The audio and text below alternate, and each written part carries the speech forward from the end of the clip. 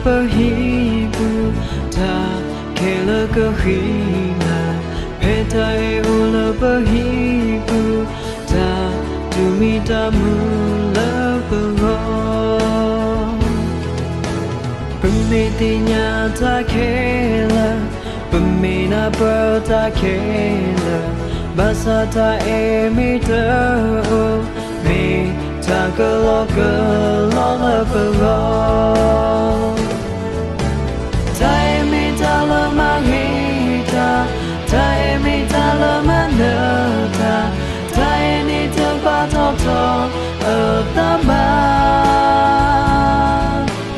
tak ini telok-telok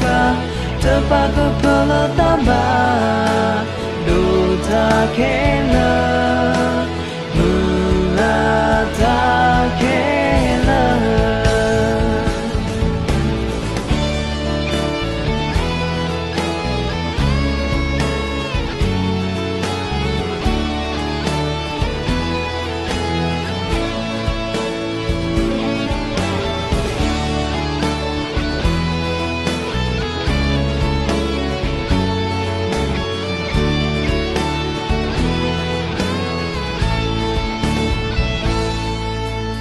pemitinya tak kela pemina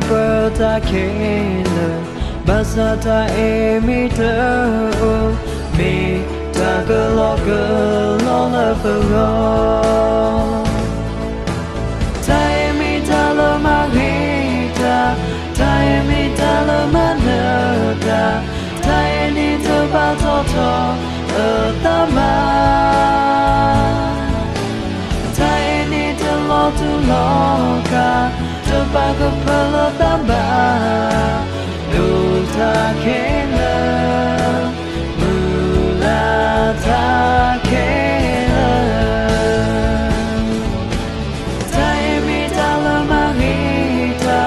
tak emiter lemah neta tak ini tempat toto